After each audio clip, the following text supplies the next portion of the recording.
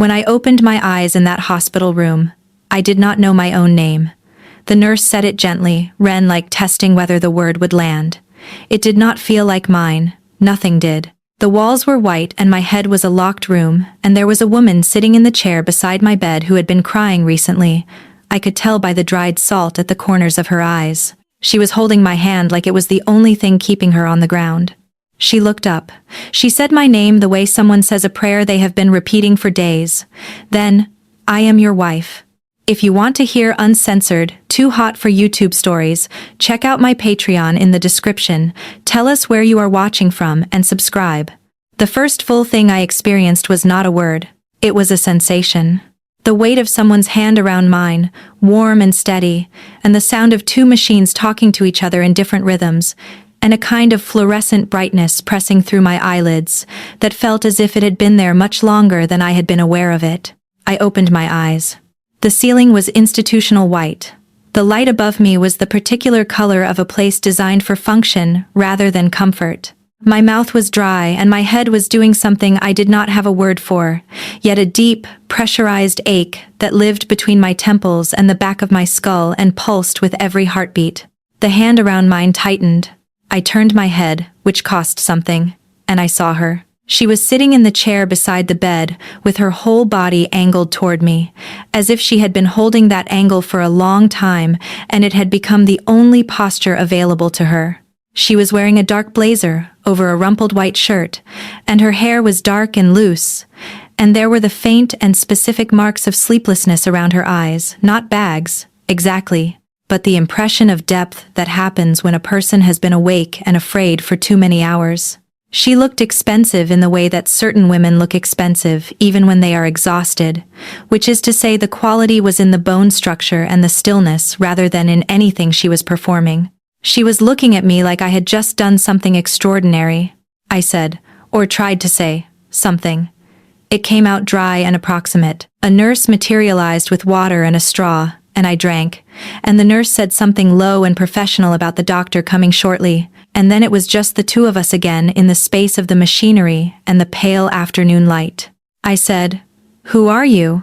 I watched her face absorb the question.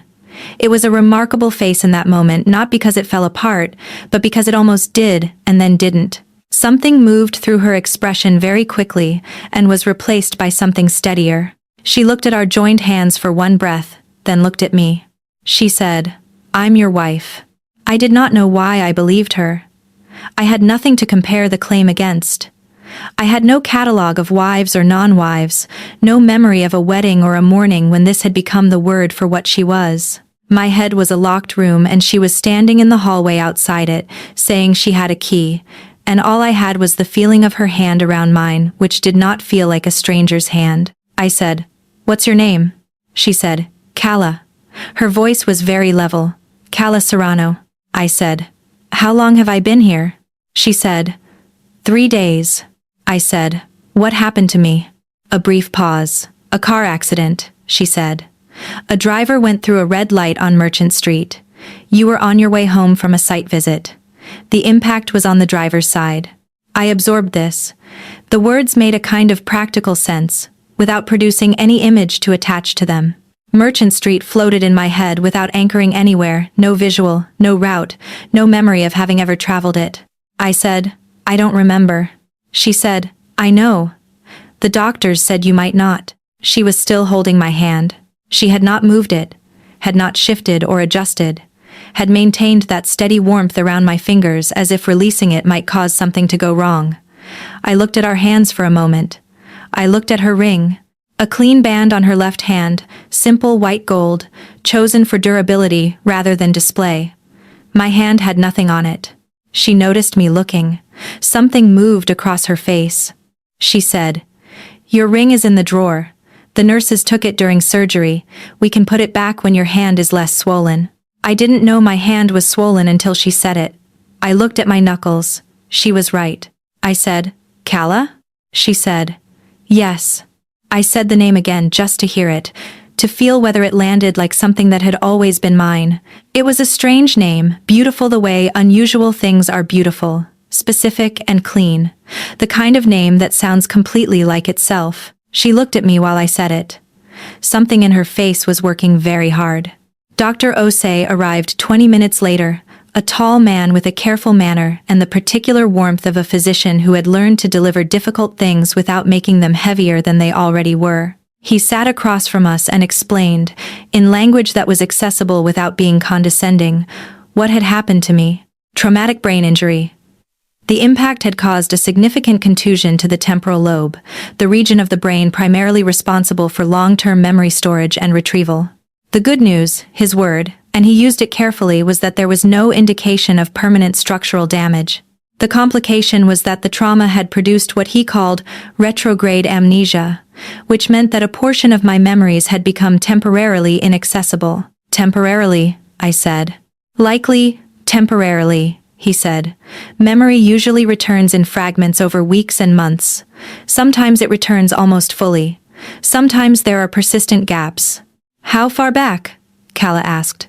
She had not released my hand. Her voice was steady in a way that was not quite natural, the steadiness of someone controlling the steadiness. Dr. Osei looked at me.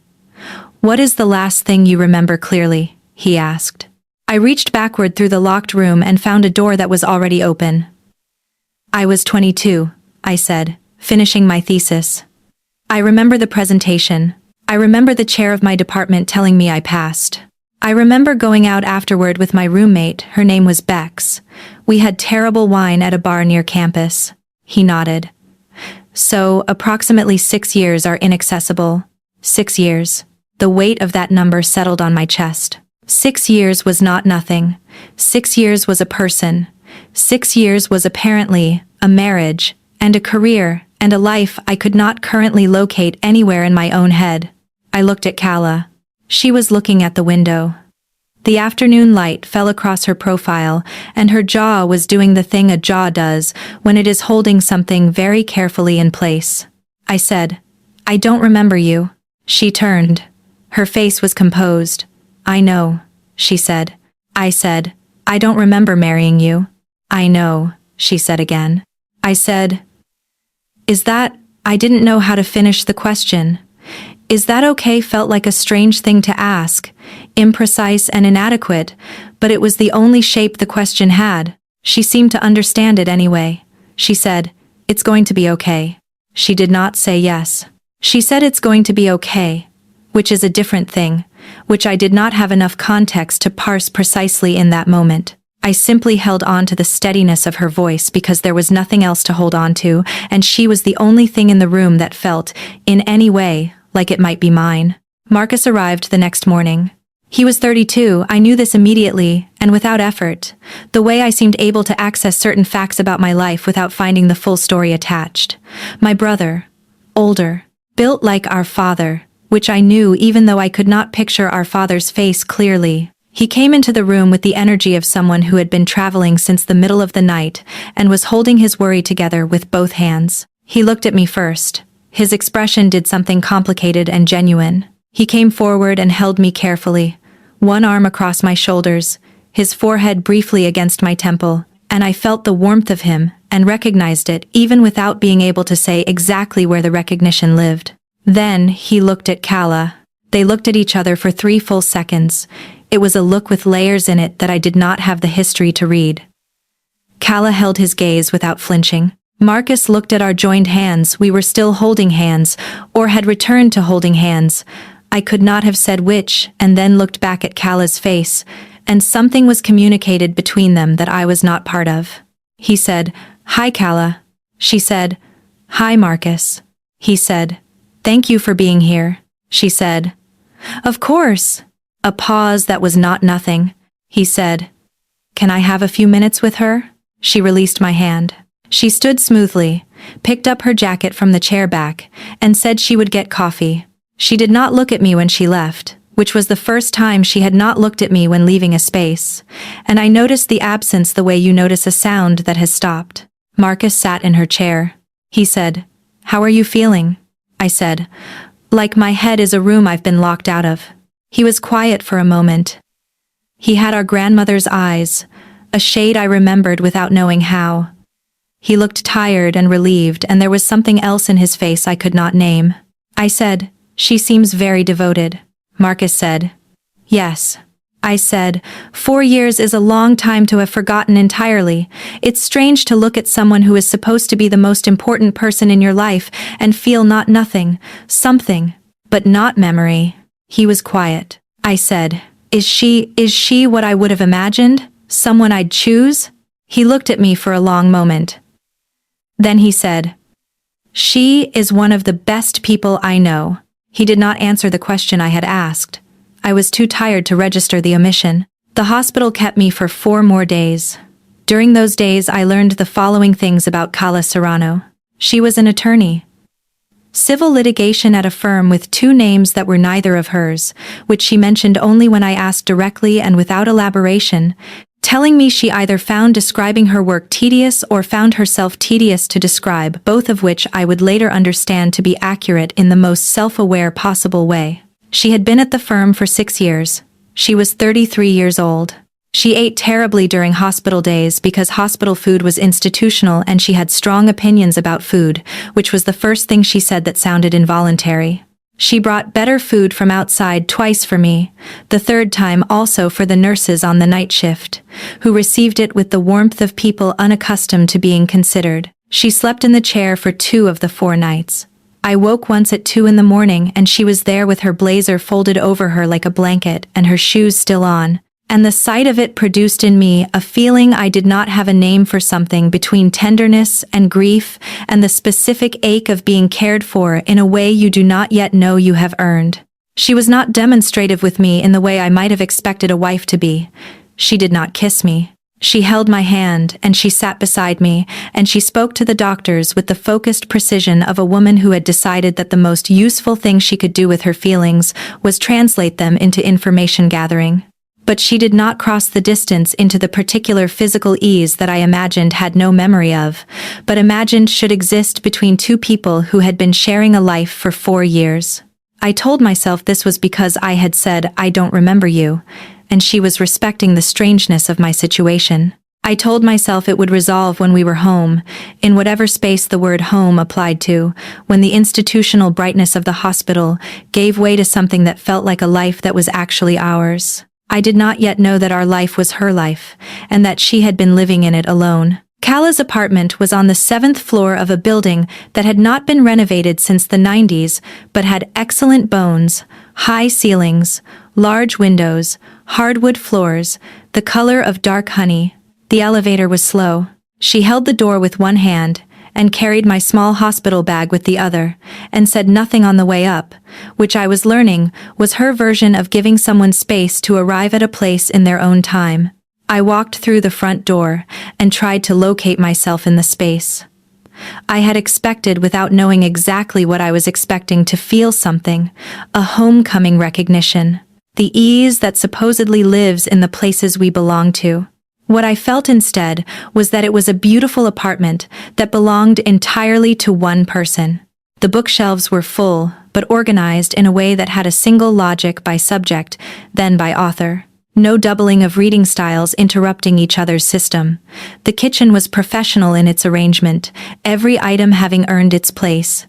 The furniture had been chosen by someone who cared about proportion and did not care at all about sentimentality.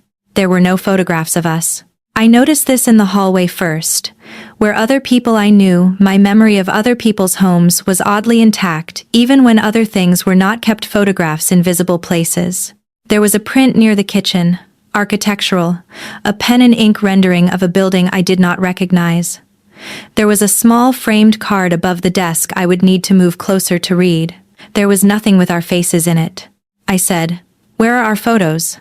She had been hanging my hospital bag on the hook by the door. She went very still for one breath, a silence with too much inside it, and then she turned and said, "We both hate photos of ourselves. You more than me." I said, "I hate photos of myself?"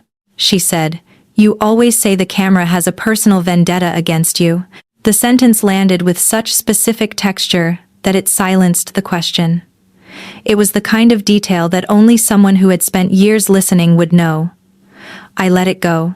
I sat on her couch, and she made tea without asking what kind I wanted, and brought me the right kind, which I discovered when I tasted it, was chamomile with honey, and no milk, apparently something I preferred. I held the cup and watched her move through the kitchen and thought, you know me. Even if I don't know you, you know me. That was the thing that made it possible to keep believing her. Not the ring in the drawer, or the things she said about our implied history. The things she got right without being asked. My tea. The window she opened 3 inches before I had consciously registered that I wanted air. The pillow she brought from the bedroom without comment, which was the size and firmness that I would, without knowing how I knew, have chosen for myself. She knew me. Whatever we were or were not, she had been paying the kind of attention that does not accumulate in 4 years of formal marriage. It comes from much longer. From watching someone and learning them by heart, and holding that knowledge carefully enough that it becomes instinct. I did not know yet what to do with that. On the 3rd day in the apartment, I found her standing at the window in the early morning with a mug of coffee and a legal brief spread across the narrow windowsill. Reading with the focused stillness I was learning was her default state. She was in a gray shirt rolled to the elbows and dark trousers, her work clothes, her hair pinned, already assembled for the day in a way I had not managed yet. I came into the kitchen. She looked up. You should be resting, she said. I said. I slept 9 hours. Resting is what people say to people they want to remain stationary. The corner of her mouth moved. 1/2 millimeter. How is the brief? I asked. She looked at it. Complex, she said. A land rights dispute with 4 parties who all have legitimate claims and none of whom will admit it. I work with competing claims professionally, I said. Or I did. I'm a landscape architect. She looked at me steadily. Yes, she said, you are. It was the first time she had confirmed a fact about my work life directly. I had been collecting these facts from Dr. Osei and from Marcus, and from the competence of my own hands, the way I held a pencil, the way I angled naturally toward spatial problems, but I had not had many confirmed by Kala herself. She gave me information about my own history sparingly, as if she was worried about giving me too much at once, which Dr. Osei had told her to be careful about. Flooding an amnesia patient with biographical data could produce false confidence rather than genuine retrieval. But she also, I was beginning to understand, had another reason to be careful.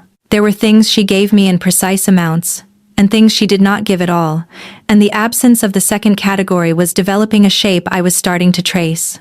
I said, "What's the card above your desk?" She turned her head toward the desk, then back at me. "It's a card someone gave me once," she said. "A long time ago. It's a line from a poem." "What line?" I asked. She was quiet for a breath. Then she said, "The thing about finding what you have been looking for is that sometimes you have been looking so long you forget you were looking." I said, "Who gave it to you?" She was quiet again. "A friend," she said. I looked at her. The morning light was coming through the window and she was backlit by it, and her expression was doing the working hard thing again. I said, "Does it bother you that I don't remember?" She said, "I think the more useful question is whether it bothers you." "That's a very lawyer answer," I said. She almost smiled. "Yes," I said. "It bothers me the way a dream you can't quite recall bothers you. I know something was there. I can feel the shape of the missing thing. But I can't get to it," she said. "That will change," I said. "But what if it doesn't? What if I don't remember you the way you actually were to me?" A silence that had the quality of something being held very carefully in 2 hands. She said, "Then you will know me again. From the beginning." She said it simply, like a fact, rather than an offer. I stood in her kitchen in her oversized shirt. She had lent me something of hers without making it a thing, because my clothes had been in the hospital laundry rotation, and I thought, that is the most terrible and most generous sentence anyone has said to me in the 3 weeks of my recent memory. "Then you will know me again. From the beginning." She had already thought about this. She had already arrived at a version of our situation that accommodated the possibility that my memory would never return to its previous state. And she had decided, in advance of being asked, that she would let me learn her again if that was what was required. That was not the decision of a woman afraid of being unloved. That was the decision of a woman who had already decided that my knowing her was worth the cost of whatever form the knowing took. I was falling for her. I understood this on the fifth morning, waking to the sound of her making coffee in the kitchen, her particular quiet way of moving through a morning, and registering before I registered anything else that the sound of her in the apartment was the thing that made the morning feel like it had a shape. I was already married to her, apparently. My feelings for her could not be a revelation, they had to be, by the terms of the story I was living inside, a continuation. I was simply re-feeling something I had already felt. Except that the word re-feeling implied the original had been accessible, and it had not been, and what I was feeling now had the texture of discovery rather than retrieval. I did not say this to Calla. I said it to Marcus on a Wednesday afternoon phone call, and he was quiet on the other end of the line for longer than I expected. "Is that strange?" I asked. "To be falling for someone you're already married to?" He said, "No. That sounds right." He said it with the weight of a sentence, answering a different question than the one I had asked. I did not have the context to hear it clearly. I said, "You like her." He said, "I do. Very much." I said, "But?" He said, "I just want you to be careful with yourself, with your heart, while things are still in process." I said, "That's an oddly cautious thing to say about a marriage." He said, "You've been through a trauma." I said, "I know. But I'm still a person with a person's feelings inside the trauma." He said, "I know that too." He paused. Then he said, "How does she seem to you?" I said, "Like someone who has been holding something together for a very long time and has decided that's simply what holding things together looks like." He was quiet again. Then he said, "That's exactly right." Calla was not physically demonstrative with me. I had thought at first that this was restraint, born of my confusion, a kindness, giving me space to settle into the reality of us before requiring me to embody it. But by the fifth and sixth day I began to understand that the restraint was not temporary. It was not waiting for a better moment. It was the thing itself. She would sit beside me on the couch with 6 inches between us and hand me things directly and let our fingers overlap for the necessary half-second of the transfer. She would stand in the kitchen while I tried to find my way around it. She had offered to show me, and I had said no. I wanted to see what my hands remembered on their own, and she would watch me with that complete, unhurried attention and not move toward me, even when I was close, and even when the kitchen was small, and there was no particular reason not to. She said my name precisely, not warmly precisely, like a word she had chosen deliberately each time she used it. I sat with all of this and tried to understand it. A woman who knew my tea and my pillow firmness and the poem on her wall, and how I felt about cameras, who did not touch me when she could, whose care was expressed entirely in the periphery rather than the center. She was holding something back. I knew it the way I knew certain other things that bypassed memory entirely in the body, in the awareness of being in a room with someone who was managing an enormous amount of feeling, with the discipline of a person who had decided that management was the only acceptable form for it. I said to her, on the 7th evening, while she was washing dishes and I was sitting at the kitchen table with a sketchbook she had found for me, drawing nothing in particular just to feel what my hands wanted to do. "How did you know?" She turned. Water still running. I said, "How did you know you were in love with me? What was it that told you?" She reached over and turned off the water. She turned fully toward me and leaned against the counter with her arms crossed, not closed off, just held, and looked at me for a long, measuring moment. She said, "That's a complicated question to answer without going back to the beginning." I said, "We have time." She said, "The beginning was a long time ago." I said, "I know. I want to hear it anyway." She was quiet for so long that I thought she had decided not to answer. Then she said, "The first time I knew, the first time I admitted it to myself, was at a party in an apartment that neither of us lived in.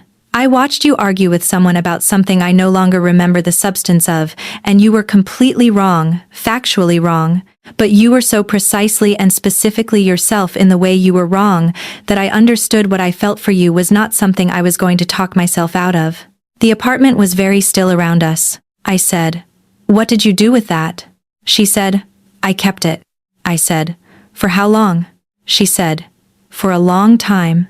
She said it simply, the way people say things they have been carrying long enough to have accepted the weight. I set down my pencil. I said, Calla. She said, yes. I said, I want you to know that whatever I can't remember, what I feel right now, is real. I know I can't prove that to you, and I know it might not be the same thing as what was there before. But I want you to know that it's not empty. She held my gaze. Something in her face did the most complicated thing I had seen it do. Not breaking, not softening, just present in a way that cost her something. She said, I know. Then she picked up a dish towel and dried her hands and turned back toward the counter, and I understood that the conversation was over not because she was done but because she needed it to be over. She had reached the edge of what she could hold upright in her voice. I went back to the sketchbook, but I was not drawing. I was thinking about the card above her desk. A friend gave it to me. A long time ago. The thing about finding what you have been looking for is that sometimes you have been looking so long, you forget you were looking. I was thinking about the way she had said the beginning was a long time ago. I was thinking about the ring that was mine, supposedly sitting in a drawer, because my hand was swollen, and the way her voice had done a very small, barely detectable thing when she explained it. I was thinking about no photographs. I let myself think about these things, and then I let them go, because thinking about them too directly felt like pressing on a bruise I could not see the shape of yet. And because the alternative, believing the simplest version of what she had told me, was warm and certain, and felt like the first solid ground I had stood on in weeks. I chose the solid ground. On the 9th day, the doorbell rang.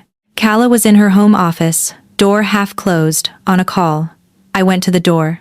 The woman on the other side was about my age, perhaps a year younger, dark-haired, and wearing the specific expression of someone who had arrived expecting to find one thing and found something else.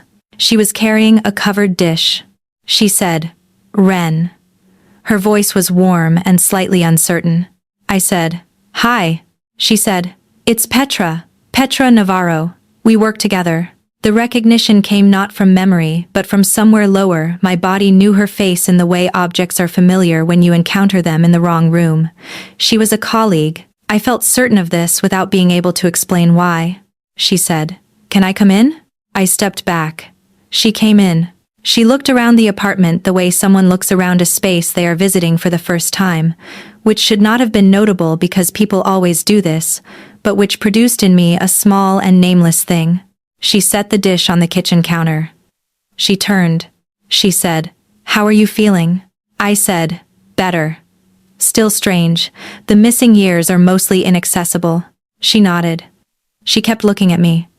Not the way Calla looked at me, which was complete and focused. The way Petra was looking at me was more careful. More like someone checking for something they hoped they would not find. She said, Is Calla here? The home office door opened. Calla appeared in the hallway. She saw Petra. The stillness that moved through her body was visible from across the room. The particular stillness of someone encountering the thing they had been dreading without warning, without time to arrange themselves for it. Petra said, Calla. Calla said, Petra. Her voice was level. Completely level. You didn't say you were coming. Petra said, I wanted to check on Ren. A pause that had too much inside it. Calla said, I'll get you both some water. She went to the kitchen and I watched her move and felt, for the first time clearly, the shape of a triangle in this room, where I could only find 2 of the 3 points. Petra sat beside me on the couch while Calla moved in the kitchen behind us. Petra said, very quietly, How are you really? I said, I told you the truth. The amnesia is real. 6 years are gone. She said, I know. She was looking at her hands. She said, And you and Calla, she's taking care of you here? I said, Yes, since the hospital. Petra said, Right. She said it with the weight that means the word is not the word. I looked at her. I said, Do you want to tell me something? She looked at me. For one moment, her expression was completely open, clear, with the thing she knew, and the weight of it. Then she looked toward the kitchen. She said, I'm glad you're okay. I missed you at the office. That was not what she had been about to say. I knew it the way I knew certain other things that bypassed memory. Calla came back with water. She sat not beside me but in the chair across. The first time in 9 days she had chosen the chair across, and the geometry of the room rearranged itself around something I could feel but not see. They talked. About work, about my recovery timeline, about physiotherapy. It was a conversation running on 2 levels simultaneously, a surface level I could follow, and a below-surface level I was tracking without being able to see it clearly. 2 women being careful around each other, in a way that required effort from both of them. Petra stayed 40 minutes. When she left, she hugged me at the door, and held on slightly longer than 40 minutes of conversation would warrant. She said, "Against my hair, call me anytime." She pulled back. She looked at me with those careful eyes. Then she looked at Kala, who was standing at the hallway entrance with her arms at her sides, and her face composed and her jaw doing the thing it did when something was costing her. Petra said, "Can I talk to you for a minute?" "Just a minute." Kala said, "Of course." They stepped into the hallway. The door was not quite closed. I did not move from where I was standing. I was not trying to listen. But the apartment was quiet, and the hallway was not large, and I heard Petra's voice, low and careful. "She doesn't know." And Kala said, "No." And Petra said, "Kala." And Kala said, "I know." And Petra said, "You have to tell her. Not eventually. Soon. This is you have to tell her." A silence. Kala said, "I know." Petra said, "Before her memory comes back on its own. Before someone else does." Kala said, "I know. Give me until the end of the week." Petra said something too low to catch. Then, clearly, "Tell her." Petra left. The elevator came and went. The building settled back into quiet. Kala did not come back in immediately. I stood in the middle of her apartment. Her apartment. I thought the words with new weight, with the water glasses on the table and the sketchbook open on the couch and Petra's covered dish cooling on the counter, and I felt the shape of the thing I had been not seeing for 9 days. Tell her what? My tea. My pillow firmness. The poem on her wall and the way she had set a friend, a long time ago with her eyes doing the careful thing they did when she chose a word rather than reached for one. The way she knew my body was compensating before I told her. The way she had said then, "You will know me again." From the beginning, not "you will remember," but "know," again, from the beginning. The ring sitting in a drawer that I had never worn before the accident, waiting for the swelling in my hand to go down. A swelling that had gone down 4 days ago. No photographs. Marcus's eyes on our joined hands in the hospital room. 3 seconds of something communicated between them that I was not part of. "You will know me again." From the beginning. The front door opened. Kala came in and stood just inside the doorway, still in her work clothes, the blazer slightly less precise than it had been in the morning. She looked at me from across the room. Her face was not composed, not fully. The composition was there, but the edges of it were showing the effort, the way they almost never did. I said, "What do I not know?" She was very still. I said, "Petra told you to tell me something. You said you'd tell me by the end of the week. What don't I know?" She held my gaze. She did not look away, and I recognized that this was a choice she was making, choosing to hold the room with me rather than redirect it. She said, "Ren." I said, "Say it." A silence that was the size of 9 days. She said, "I need to sit down. And then I'm going to tell you everything. And I need you to let me say all of it before you respond." I said, "Sit down." She did. I sat across from her in the chair she had chosen during Petra's visit, a small and wordless reversal that neither of us named. She looked at her hands for one moment. Then she looked at me. She said, "I am not your wife." The apartment did not change when she said it. The water glasses were still on the table. Petra's covered dish was still on the counter. The sketchbook was still open on the couch with the pencil resting inside it. All of it exactly where I had left it 9 days ago. 9 days of believing something that was apparently not true. 9 days of tea made correctly without being asked, and pillows fetched from a bedroom, and the poem above the desk, and the ring in the drawer, waiting for swelling that had gone down 4 days ago. I said, "Say that again." She did not look away. Her hands were on her knees and her face was doing the thing it did when something was costing her, and she had decided not to ask the cost to be smaller. She said, "I am not your wife, We are not married. We have never been married. I absorbed this. I held the words and turned them over and tried to fit them against the shape of the last 9 days, and the shape would not resolve. Not because it was impossible already. Even in the first seconds, I could feel the shapes locking into alignment, the photographs that were not there, and the ring in the drawer, and the things she had not said, and the way she had sat across from me during Petra's visit like a woman putting distance between herself and something she had already decided she was going to confess. I said, "What are you?" She said, "Your best friend. For 8 years." She paused. "Or I was. Before I did this." "Before you did this," I said. She said, "You were in the ICU.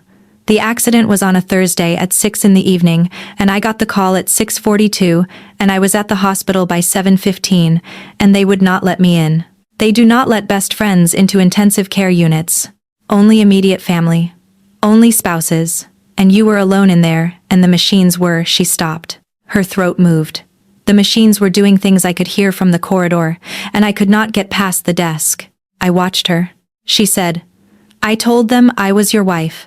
I told one nurse, and then a second nurse confirmed it, and then I was inside the unit, and you were there. You were there, and your eyes were closed, and I sat down in the chair, and I held your hand, and I did not leave." She had not left. That part was true. I had woken to her hand. I said, "And when I woke up and asked who you were?" She said, "I said it again. I said it because you were looking at me with no recognition, and you were frightened, and I was frightened, and it was the only it came out. It came out before I had decided to say it, and then it was said, and you believed it. And I did not correct it." I said, "For 9 days." She said, "For 9 days." The apartment hummed. Somewhere in the building below us someone was cooking something. I could smell it faintly, garlic and heat, the ordinary life of a building carrying on under the specific weight of this room. I said, "Why didn't you correct it?" She was quiet for a moment. Then she said, "Because the hospital access became the reason in the first 2 days. And I told myself I would tell you when you were more stable. And then you were more stable and you came home with me, and the reason became..." She stopped. She looked at her hands. "The reason became something else. It became that you were falling asleep in my apartment and waking up in my apartment, and you were not afraid, and I told myself I would tell you when you were stronger. And then you were stronger, and the reason became that you were asking me things. Things you had never asked me before." "What things?" I said. She said, "You asked me how I knew I was in love with you. The kitchen. The evening." Her leaning against the counter with her arms crossed and something in her voice that was smaller than she usually let her voice be. I said, "And that was different. You had never told me before." She said, "I had never been asked before, not by you, not directly." I said, "Because we weren't, there was nothing between us before. Is that right?" She said, "We were best friends. For 8 years." What was between us was she stopped again. She was choosing her words with care, not because she was managing the truth but because the truth had more than one layer, and she was trying to give me the layers in the right order. What was between us was real. I have loved you for most of those 8 years. I never said it because you did not want me to say it, not explicitly, but I understood what you wanted. You wanted what we had, and what we had did not include that. I said, "And I never knew." A pause. She said, "You knew. On some level, you knew. But you had decided not to know, and I respected the decision." I sat with that. "You had decided not to know." I turned it over. I felt, dimly, the outline of a person who would make that choice. Not a cruel person, not a cowardly person, but a person who had something she was afraid to lose, and had decided that keeping it intact was worth the cost of not saying the true thing about it. I said, "And the accident?" "I was on my way home from a site visit," she said. "Yes, that part was true." I said, "And the ring?" She said, "Yours. From a project trip to Portugal 2 years ago. You wore it on your right hand. When the hospital asked, I said it went on your left. I'm sorry. That was a specific lie inside a larger one." I said, "Is any of it true? The things you told me about yourself?"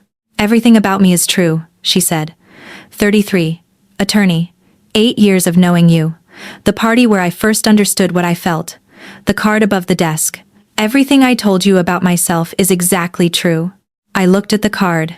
I could read it from where I was sitting, the small framed text above her desk in a clean, unhurried hand.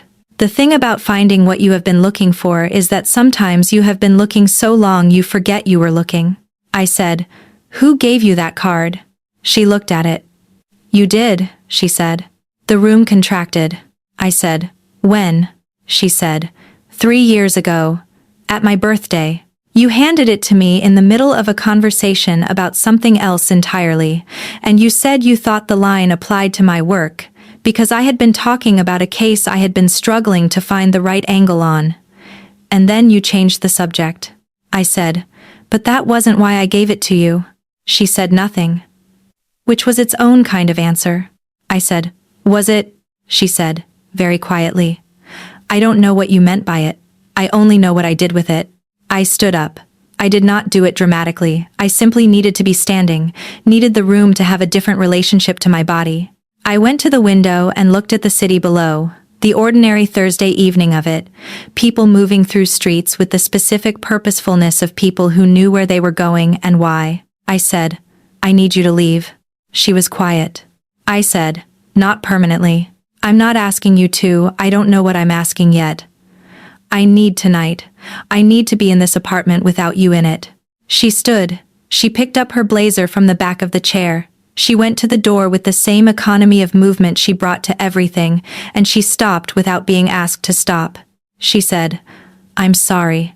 Not for the days in the apartment. For the lie that made them possible. You deserved the choice." Then she left. I stood at the window for a long time. The apartment still held the shape of her in it, the indent in the couch cushion where she had been sitting, the chair across from me, returned now to its usual angle, still slightly wrong, the medical bag she had first arrived with, which she had cleared from the premises on the second day in the apartment, and which I had not asked about, and which I now understood had never belonged here at all. I stood at the window, and let myself feel the dimensions of what had just been said. 9 days. I had known her for 9 days, except I had not known her for 9 days. I had known her for 8 years, and had 9 days of believing the knowing was new. That was the knot at the center of everything. The feelings were not new. The feelings could not be new, because the person I was falling for in those 9 days was the person I had been cataloging for 8 years and choosing not to name. The amnesia had not invented the feeling. It had only removed the reasons I had built for not acting on it. She had been both right and wrong when she said I had decided not to know. I had known. I had decided not to do anything about knowing, which is not quite the same thing. There is a particular kind of cowardice that wears the face of contentment, and I had been wearing it for a long time, and it had fit so well that I had sometimes forgotten it was a choice. The city was doing what cities do in the early evening. Indifferent to the specific size of what had just been said in one apartment on one floor of one unremarkable building, and I found the indifference useful rather than painful. The world's continuity was something to lean against. The lights were coming on in the building across the street, rectangle by rectangle, each one someone else's ordinary evening, and I counted them until I felt my breathing become something less effortful. What I felt was not what I had expected to feel. I had expected anger, clean, directional anger, the kind that gives you something to do with your hands. What I felt instead was something more complicated, layered in the way that only the things most true to us are layered. There was anger in it. There was grief in it. There was the specific vertigo of discovering that the ground you had been standing on was a different shape than you thought, and that the shape it actually was did not, somehow, feel wrong. She knew my tea. She knew my pillow. She knew I hated photos of myself, and had given me a reason for it that sounded so exactly like me that I had not questioned it for 9 days. She had sat in a hospital chair for 3 days before I opened my eyes. She had held my hand, and she had not left. I stood at the window for a long time and understood, in the quiet that follows a large thing, that knowing you have been lied to and knowing what the lie was built on are not the same knowledge. They arrived in sequence, and they required separate rooms. I called Marcus. He picked up on the second ring. I said. You knew. He said. Yes. I said. From the hospital.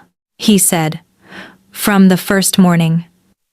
When I looked at her and she held my gaze without flinching, I understood what she had done and why she had done it. He paused. I should have told you. I said. Why didn't you? He was quiet for a beat that was not empty. He said. Because I watched you look at her, Ren. Every time I visited, I watched you look at her, the way you had never let yourself look at her before. Without the thing you usually had up. Whatever the thing is that you keep between yourself and anything you are afraid of losing. You looked at her like she was already yours, and you were already hers, and there was no history to protect, and no distance to maintain. And I could not, he stopped. I could not take that from you while you were still in a hospital bed. I said. That is a very generous reading of a sustained lie. He said. I know. I'm not asking you to share it. I'm just telling you why I made the call I made. I said. She was keeping me from my own life, Marcus. Whatever my actual life was. He said. I know. I said. What was it? My actual life before the accident. Tell me. A pause. He said. You were single. You had been single for 2 years. You worked a lot. You saw Kala twice a week on average, sometimes more, and you had a standing dinner on Thursdays that you had kept for 6 years, even when everything else in your schedule moved around it. I said. We had dinner every Thursday. He said. Every Thursday. For 6 years you have not missed more than 3 of them. I looked at the window. The city was getting dark. I said. And I never said anything to her. He said. No. I said. Did she say anything to me? He said. Once. About 4 years ago. She tried to say it, and you told her you didn't want to lose what you had. Those were the words you used. I don't want to lose what we have, and she said okay. And she never tried again. I don't want to lose what we have. I had said that.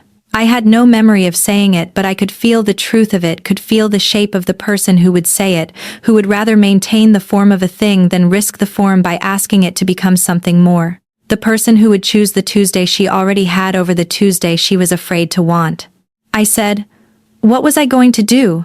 The day of the accident. He said. What do you mean? I said. You said I was coming home from a site visit. What was I going to do when I got home? A long silence. He said. You called me that morning. You said you had been thinking about something for a long time and you had decided you were going to do it and you didn't want to talk about it before because if you talked about it before, you might talk yourself out of it again. My chest was doing something careful. I said. And you didn't ask what it was? He said. I had a very good guess. He paused. You had been having dinner with her every Thursday for 6 years, Ren. I sat down on the floor of her apartment because the chair was too far away, and the couch required a decision and the floor was there. I sat on the floor of Cala Serrano's apartment and looked at the city through the window and thought about 6 years of Thursdays and the morning of the accident and the decision I had apparently been moving toward that the red light on Merchant Street had interrupted. I said, Marcus. He said, I know. I said, what do I do with this? He said, I think you already know. I said, I'm not asking for the answer. I'm asking for company. He said, I know that too. I'll be there in an hour. He came. We sat in Cala's apartment together, and he ordered food from the place down the block, and we ate at her kitchen table under the same light she and I had talked under many evenings, and I told him everything I had felt over the 9 days, the way the apartment had seemed entirely hers from the moment I walked through the door. The absence of photographs, the ring, the poem, and he listened, the way good people listen, which is to say, completely and without trying to resolve anything before it was ready to resolve. He stayed until 11. At the door, already in his coat, he turned and looked at me with the particular expression he had been wearing since our grandmother died, which was the expression of a person who understood that some things could only be survived by going through them. He said, She has loved you for a long time. That part was never the lie. I know, I said. He said, Okay. And he left. I sat at her kitchen table for a long time after. The food he had ordered was mostly gone, 2 containers still with something left in them that neither of us had gotten to. The table had the comfortable disorder of a meal that had been more conversation than eating. I sat in the chair I had always sat in, across from her during 9 days of dinners, and I tried to understand what the 9 days had been. They had been hers, I thought.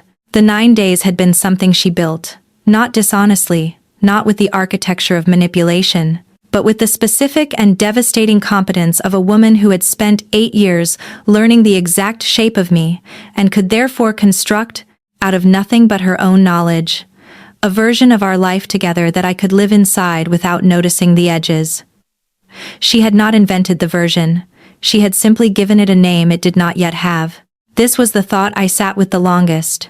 She had not invented it. I did not contact Kala that night. Or the following morning.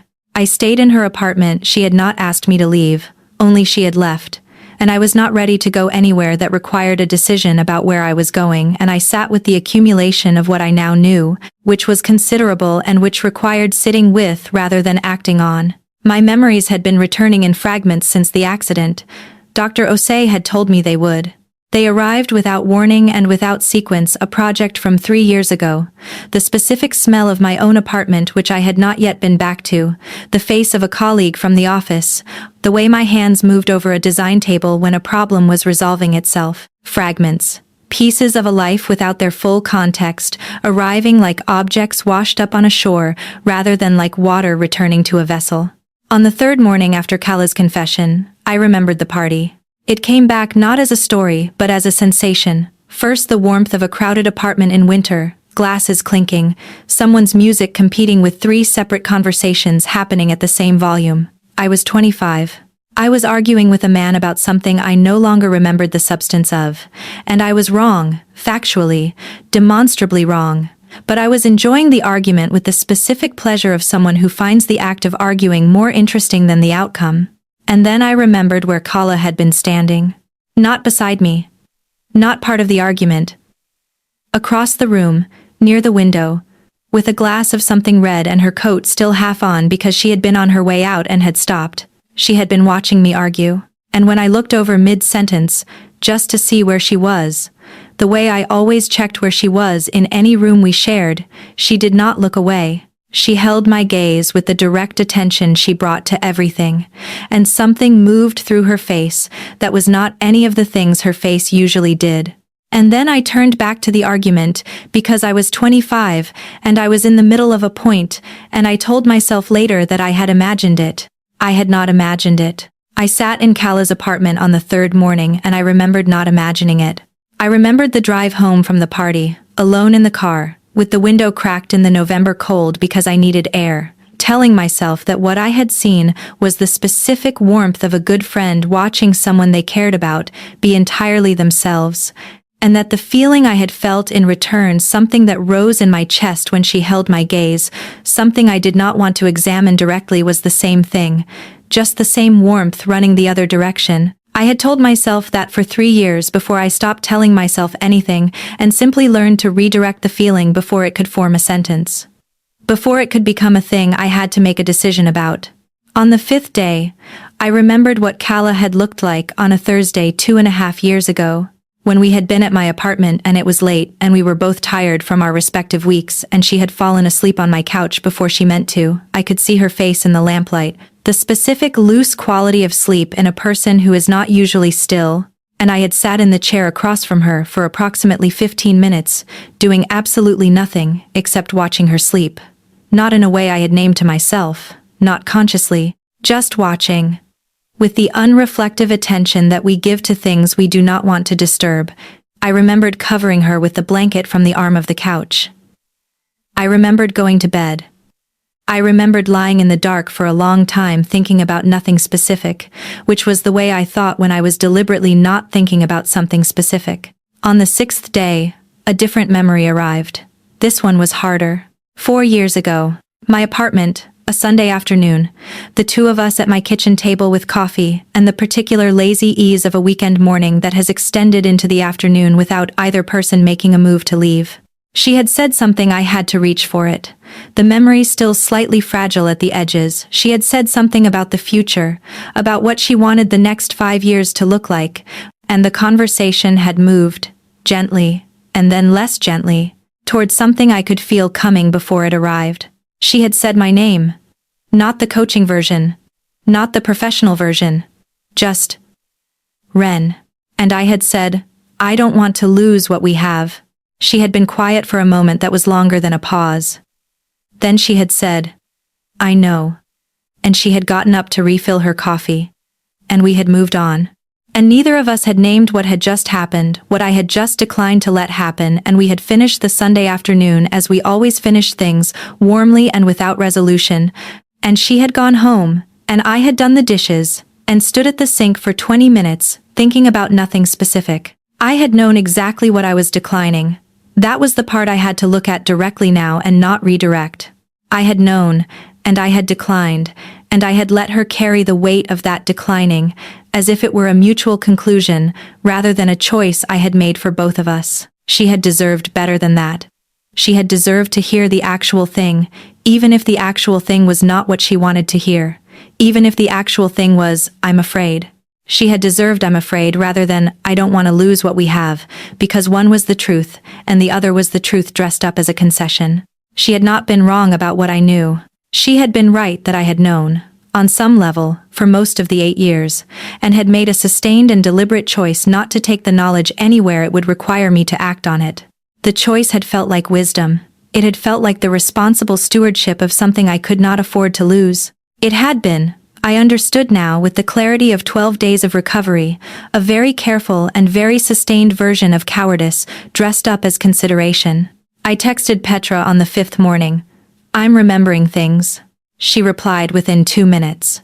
I know, call me. I called her. She said, how much? I said, the party. And the Thursday, when she fell asleep on my couch, and your comment about the standing dinner. She was quiet for a moment. Then she said, good. Those are the important ones. I said, she told me everything. The night you came over. She told me after you left. Petra said, I know. She called me afterward. She said you had asked her to leave and she had left and she wasn't going to contact you until you reached out first. I said, she hasn't. Petra said, I know. She told me she wouldn't. She said if you wanted to find her you would, and if you didn't, that was a decision she was going to respect. I believe she meant it completely. I said, that sounds like her. Petra said, it is very much her. I said, Petra, the morning of the accident. I remember telling you something in the office. She said, yes. I said, was it about Kala? She said, it was about Thursday dinner. You came in that morning and said you were going to move the dinner to a restaurant this week instead of your apartment. I asked why, and you said, because if you were in your apartment, there was a chance you would change your mind. Because you always changed your mind in your own apartment. You had decided the restaurant was neutral territory, and that neutral territory was what you needed to not change your mind again. I pressed my hand flat against Kala's kitchen table. I said, and then I had the accident. Petra said, on the way home to get ready for the dinner. Yes. I said, she doesn't know that. Petra said, no, she does not know that you were on your way home to get ready for the Thursday dinner where you had decided you were finally going to say the thing. She just knows you had the accident and she got the call. A silence. I said, thank you for not telling me this earlier. When I asked what was in my life before, Petra said, that was yours to find. I wasn't going to hand it to you like a diagnosis. I said, that is a very good instinct. Petra said, yes, I know. She paused. Are you going to find her? I said, when I'm ready. Petra said, okay. And then, after a beat, don't make her wait too long. I said, no. I stayed in Kala's apartment for 2 more days after that call. There was something I still needed from the space, not comfort, exactly, but the specific information that could only come from being inside the place where the 9 days had happened. I sat on the couch where I had drawn nothing in the sketchbook and thought. I sat at the kitchen table where she had told me about the party, and thought. I stood in front of the card above the desk and read it many times. The thing about finding what you have been looking for is that sometimes you have been looking so long you forget you were looking. On the 7th day after her confession, I went back to my own apartment for the first time. Marcus had been there to water the plants and check the mail, and there was food in the refrigerator that he had stocked, which was the kind of thing Marcus did without being asked, and without expecting acknowledgement. My apartment had the specific smell of a space that had been waiting slightly still, slightly cool, the particular quality of air that has not been moved by a person going about their life. I stood in my own doorway, and breathed it in and felt, slowly, the shape of my actual life settling back around my shoulders. My drafting table. My books in their disorder, no single logic, just accumulation. My photographs, and there were photographs here, many of them, on the shelf above the desk, and on the narrow strip of wall beside the kitchen window. In every grouping, Kala appeared. Not exclusively, not centered, but present. 8 years of Thursday dinners and work trips and 2 apartments ago, in the specific, unremarkable way that a person appears in your photographs when they have been there for most of the moments worth photographing. She appeared in the background of things. She appeared in the middle of things. She appeared at the edge of the frame in the moments I had not noticed I was recording. I stood in front of those photographs for a long time. I thought about the ring in a drawer in her apartment, the poem above her desk, the card I had given her 3 years ago, standing in her kitchen in the middle of a birthday conversation, handing her a small, framed thing, and changing the subject before she could ask me too directly what I meant by it. I thought about the morning of the accident. I thought about neutral territory and changing your mind and 6 years of every Thursday that I had been moving very slowly toward a decision I was afraid to make. The accident had moved me faster than my own courage had. And then someone else had made a different decision in the space my courage had left open. I understood, standing in my own apartment in front of 8 years of evidence, that I was not angry at Kala for loving me. I was not even, precisely, angry at Kala for the lie. What I was angry at, what I needed to name clearly before I could do anything else, was that she had loved me for 8 years without asking me to account for what I was doing with the knowledge. She had kept herself at the distance I had set, for as long as I had set it, at the cost of whatever it cost her to do that every Thursday for 6 years. And she had made that sacrifice, not because I had asked for it, but because she had decided, on her own, that my comfort was worth more than her honesty. That was the thing that was going to take the most time, not the lie in the hospital. The 8 years of a different kind of dishonesty, the keeping of a feeling in a container I had built without ever asking whether the container was fair to her. She had deserved better than that from me. She had deserved to be asked the question directly rather than managed around it indefinitely. I sat with this for 3 days in my own apartment, and the sitting was not comfortable. There is a specific kind of discomfort that comes from understanding that you owe someone an accounting that you can no longer give in the form it was needed, that the right moment has passed, and the only available option is the imperfect one. I owed Kala an accounting from 4 years ago, from 6 years ago, from the party when I looked across the room and looked away. I could not give her those. I could only give her now. On the 2nd day, I went back to work. My colleagues were warm and professional, and Petra sat across from me and handed me the stack of things that had accumulated in my absence and said, simply, "It's good to have you back." I said, "It's good to be back." We did not discuss anything else. I worked through the afternoon and into the evening and felt, in the specific competence of my own hands on a design problem I understood, the gradual return of the self that lived inside the work. That self had been there all along, in the 9 days in Kala's apartment, drawing in the sketchbook she had found for me. It had not gone anywhere. On the 3rd day, I understood that I had been afraid for 8 years of the wrong thing. I had been afraid of losing what I had with Kala. But what I was actually risking, by not saying anything, was losing the real version of what we were to each other, not the form we maintained, not the Thursday dinners and the shared vocabulary and the standing arrangement that had been the only stable thing in both our schedules for 6 years, but the actual thing underneath all of that, which required being said to exist in its full form. I had been protecting the container at the cost of what was supposed to be inside it. Dr. Osei confirmed that delayed emotional reckoning was part of recovery, that the feelings surrounding what was lost often became clearer once the person was back in their own environment, their own objects, their own accumulated evidence of themselves. I thanked him and did not explain that the reckoning was not only about the amnesia. On a Tuesday evening, 12 days after Kala's confession, I went to find her. Not to her apartment.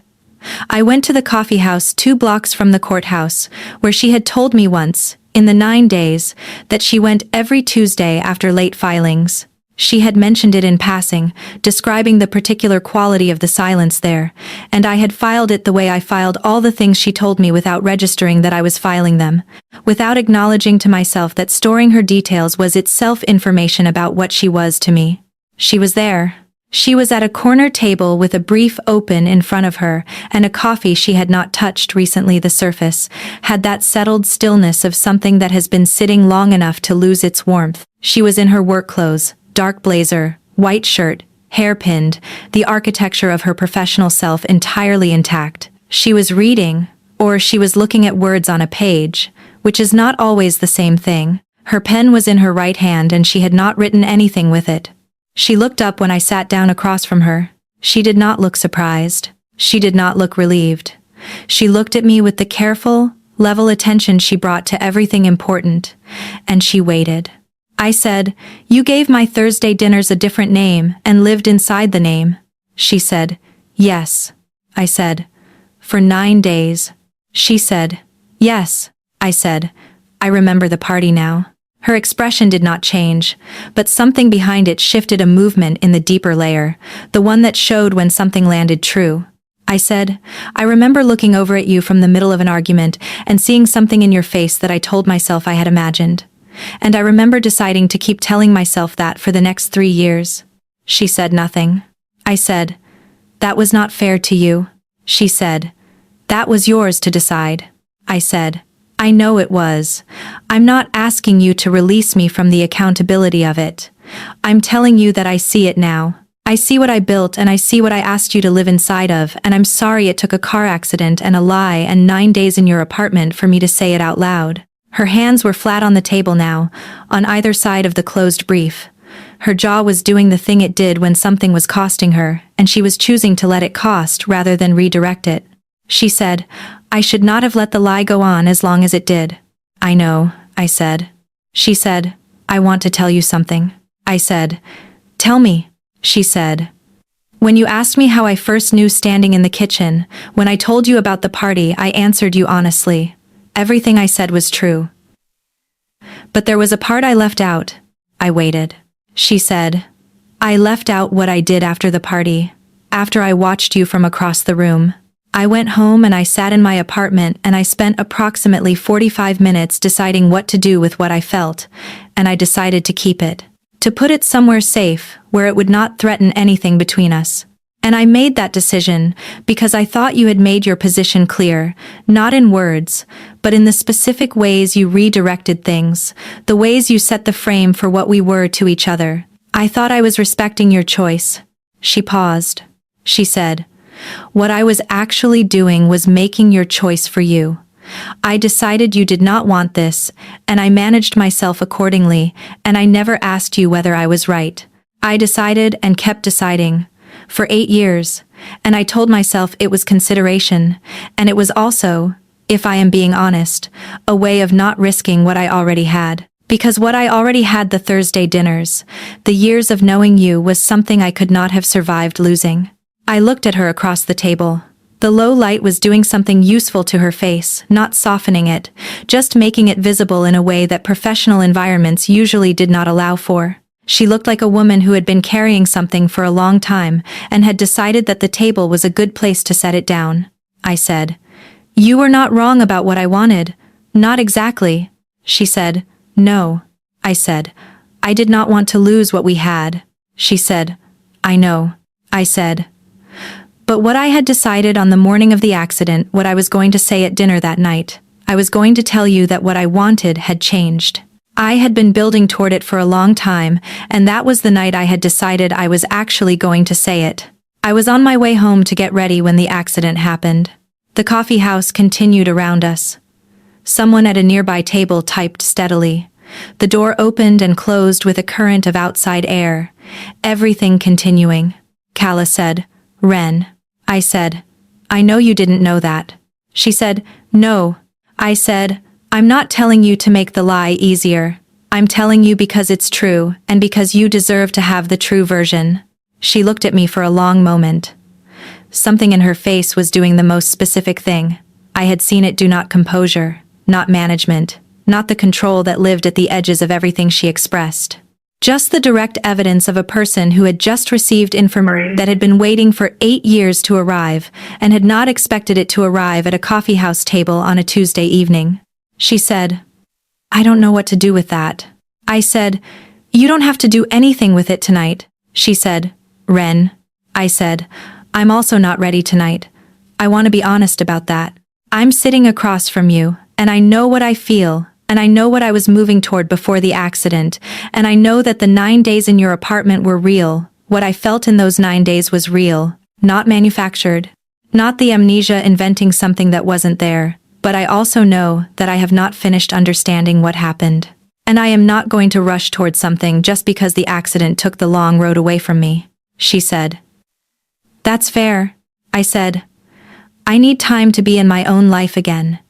In my own apartment with my own things, to remember the rest of it on my own terms, to know myself as myself before I decide what I want to do about us." She said, "I understand." I said, "I want to ask you something." She said, "Ask." I said, "Thursday dinner. The one we have kept for 6 years." She waited. I said, "Can we keep it?" She looked at me. I said, "I'm not asking for what comes after. I'm not asking for a commitment or a promise or anything that has to be decided tonight. I'm asking if we can keep Thursday. If that can stay while everything else is still being worked out." She said, "Yes." She said it simply. Like all the simplest and most important things she said directly, without performance. With the full weight of someone who had been waiting 8 years for a door to open and understood that a door opening was not the same thing as walking through it, and that you did not rush someone through a door they had just chosen to open. I said, "Good." I stood. She stood with me. The automatic courtesy of a woman who marked transitions with her body because she understood that transitions were real and deserved acknowledgement. We were on opposite sides of the table, and the coffeehouse was doing its quiet Tuesday evening around us, and she was looking at me with that complete, unhurried attention. I said, "One more thing." She said, "Yes." I said, "You have been keeping something for 8 years and living very carefully around the edges of it because you thought that was what I needed. And you were partially right about what I needed. But I want you to know that the keeping the 8 years of managing your own feelings around the shape of mine, I see the cost of that, and I'm not going to ask you to keep doing it." The smallest release moved through the line of her jaw. She said, "Okay." I said, "Okay." I walked to the door. At the door I stopped, because there was something else, and it was the kind of something else that should be said at a door, rather than across a table. I said, "The card above your desk." She said, "Yes." I said, "I don't remember what I meant when I gave it to you.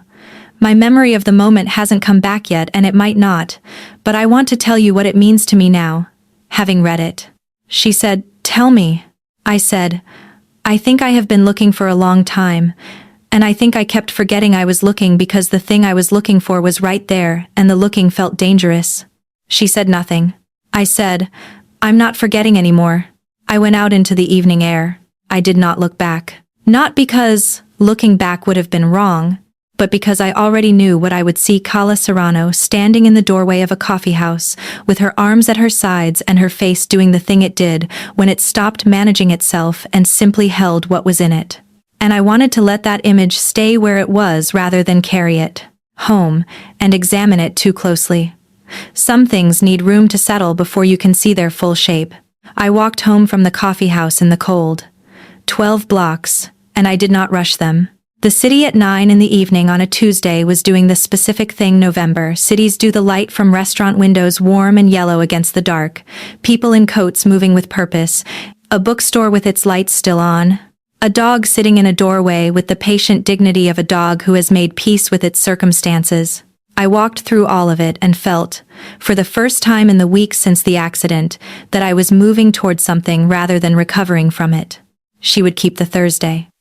I had known before I asked that she would keep the Thursday, because she was Kala and she did not withdraw from things she had committed to, and she would not penalize me for needing time by removing the one structure I had asked to preserve. She would keep it because it was the right thing to do and because she had always known the difference between what was right and what was easy and had chosen right, even when it cost her, with a consistency that I had been taking for granted for 8 years, without naming it as a quality. I walked into my building and stood in the elevator, and thought about what I had said at the door. I'm not forgetting anymore.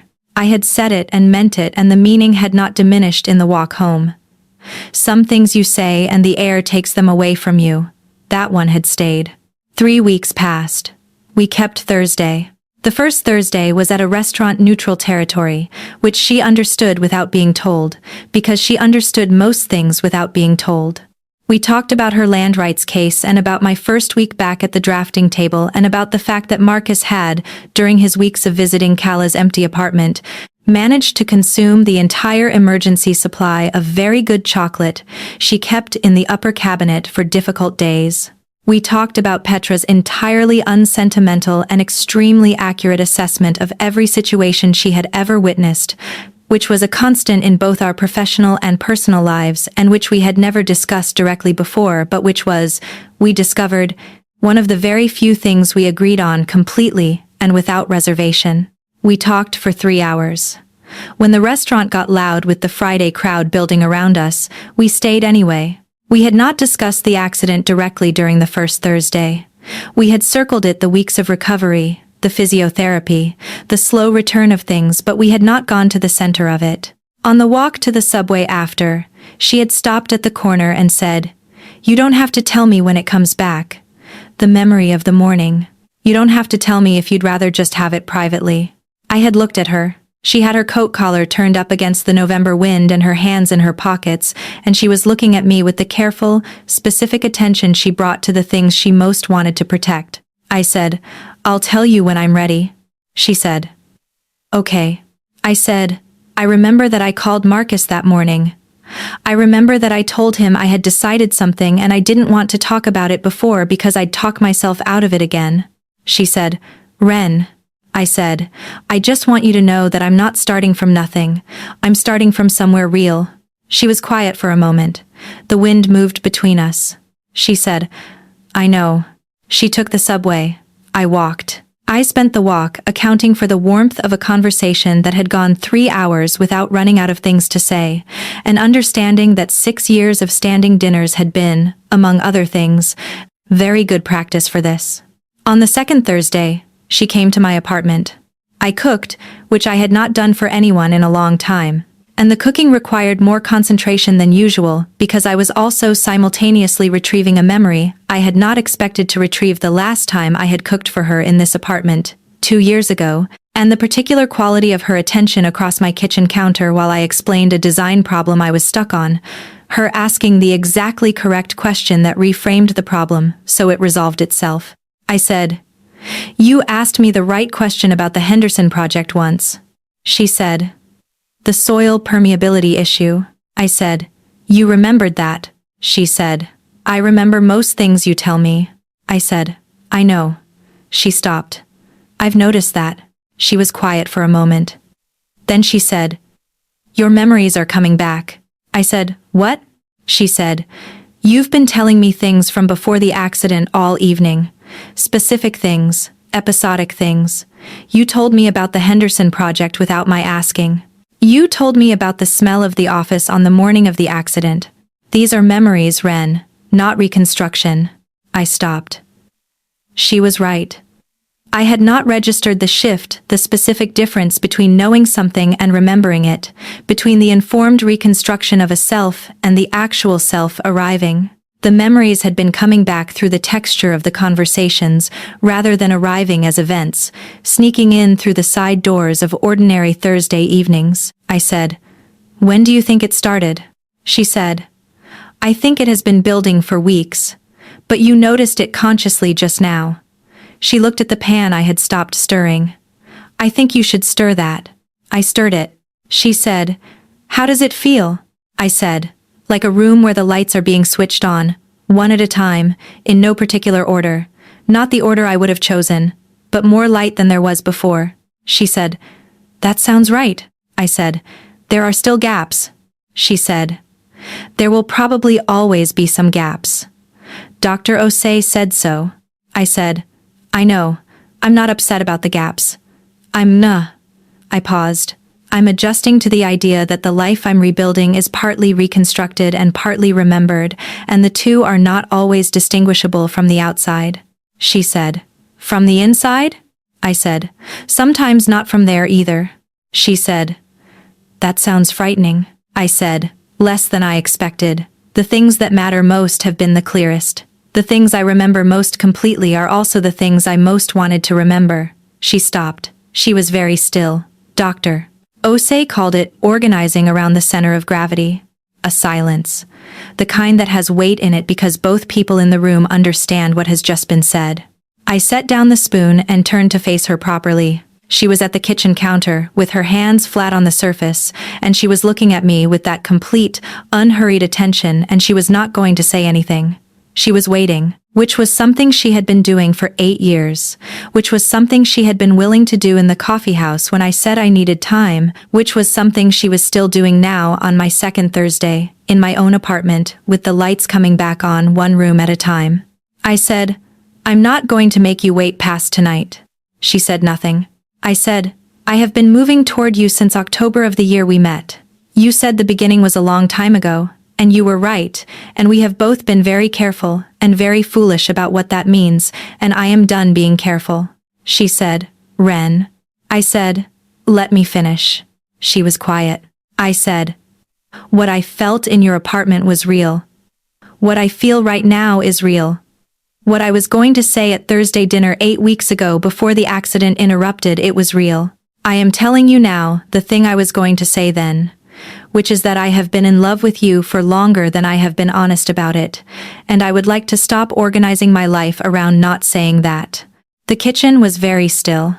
She said, slowly, you have been in love with me for longer than you have been honest about it. I said, yes. She said, and you would like to stop organizing your life around not saying that. I said, yes. She said, that is, she said carefully, a significant revision to the operating terms of our Thursday dinners. I said, I know. She said, I want to be clear that I am in agreement with the revision. I said, I know. She said, I also want to be clear that I am somewhat overwhelmed by the revision. I said, that's fair. She said, Ren. I said, yes. She said, come here. I crossed the kitchen. We were standing very close in my kitchen, in my apartment, with dinner on the stove, and 8 years of Thursdays and 1 accident, and 9 days and 12 days and 2 more Thursdays between where we had started and where we were now. She reached up, and her hand settled against my jaw the first time she had reached for me rather than waited for me to reach for her, and it cost something, and she paid it. Warm fingers against my face, her eyes direct and clear and open in the way they had been open in exactly one other moment I knew of, when she was standing at a window in a hospital corridor, and she was not managing anything and she was simply afraid. She was not afraid now. I kissed her. It was patient. It was the exact opposite of frantic, not the release of something desperate, but the arrival of something that had been built slowly and correctly, and was exactly where it was supposed to be. Her other hand found my waist and stayed there, not claiming. Simply there, the way a hand stays when it has found the place it has been moving toward, and sees no reason to move again. We stayed like that for a long time. The dinner got slightly overcooked, and neither of us mentioned it. After, she rested her forehead against mine, and her eyes were closed, and we were breathing the same air in my kitchen with the November night coming through the window, and I felt under everything, running through it like a current, the specific relief of a person who has finally stopped deciding not to know something. I said, quietly, into the small space between us, 8 years is a long time to keep something. She said, I know.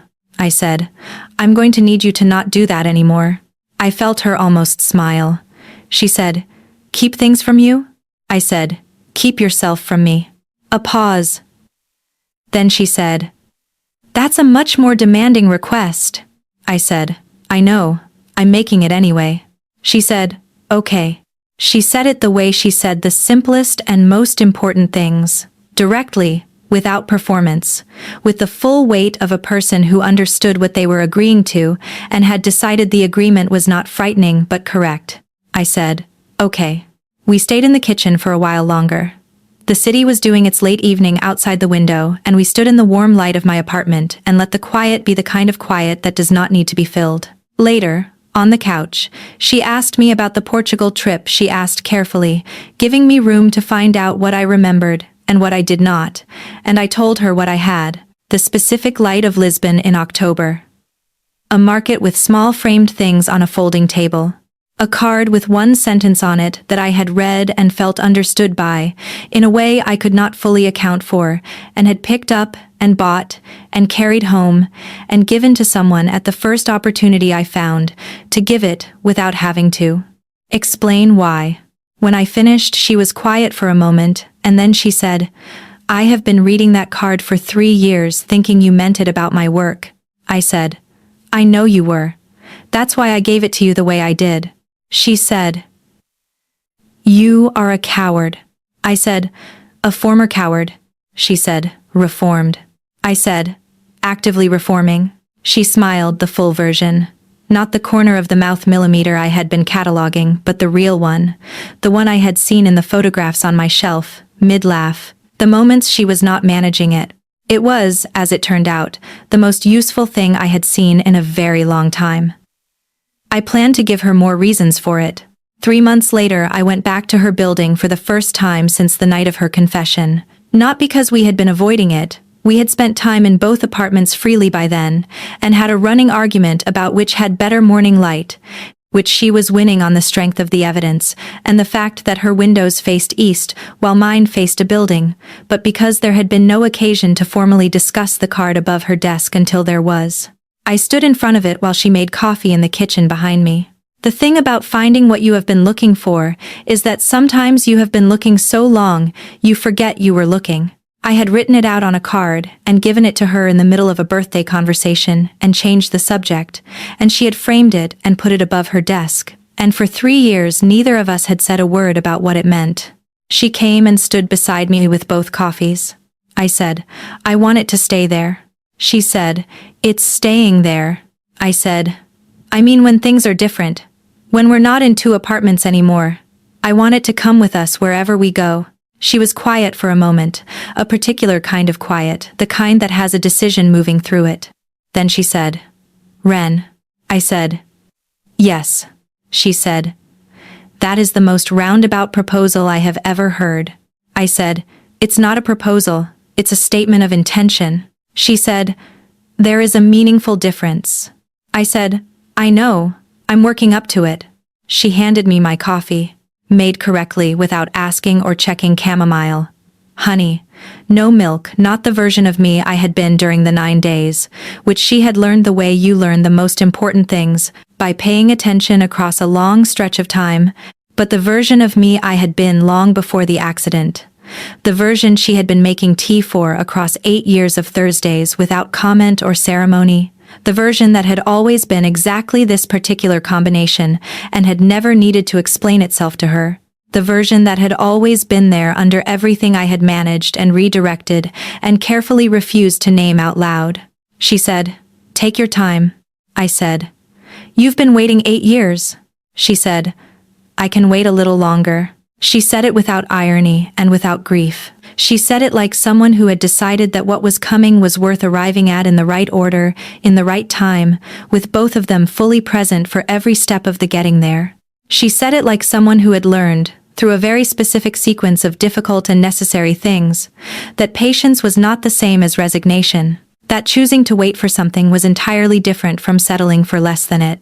I drank my coffee and looked at the card and felt, quietly and completely, that I had found my way back to the center of gravity. Not back to it, for the first time, the real version, without the management and the container and the careful architecture of not saying, The following Saturday, we went to a gallery opening that a mutual colleague of ours was showing in, which was the first time we had been somewhere publicly together since the 9 days, since before the confession, since before any of the accounting.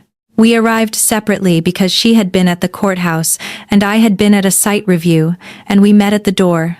She was in a dark coat I had not seen before, and she looked exactly like herself, and when she saw me, she did something with the corner of her mouth that I had been cataloging for the better part of a year, and had only now earned the right to answer. Our colleague embraced us both, and said something about being glad we were there, and moved on to other guests. We moved through the gallery together, not performing, not explaining, not offering anyone a version of ourselves that required narration. We were simply two people looking at the work of a person we both admired, and one of us had her hand at the small of the other's back for the portion of the evening when the room got crowded, and staying close was the most natural arrangement. Petra was there. She saw us from across the room at some point in the second hour, and she looked from Kala to me, and back to Kala, and the expression on her face was the most precisely unsentimental version of satisfaction I had ever seen on another human being. She raised her glass approximately half an inch in our direction. Then she turned back to the person she had been speaking with, because Petra had always known when the story had found its right ending and had the good sense not to make a speech about it. We walked out of the gallery into the cold night, and she found my hand on the pavement, and we walked without deciding where, just the city, and the cold, and the long-awaited simplicity of two people who had finally stopped organizing their lives around not saying something. The card above the desk would come with us. The Thursdays would come with us. The knowledge of each other's specific details, the tea, the pillow, the way she held a pen when she was thinking, the way I went still when I was processing something that mattered, all of it would come, because it was already ours, and had been ours for a long time, and neither of us was going to keep pretending otherwise. It had been there all along. The center of gravity does not move. You simply stop pretending it is somewhere else, and then everything that has been orbiting the pretense reorganizes itself around what is actually true, and you understand that the reorganization was always going to happen. You were always going to end up here.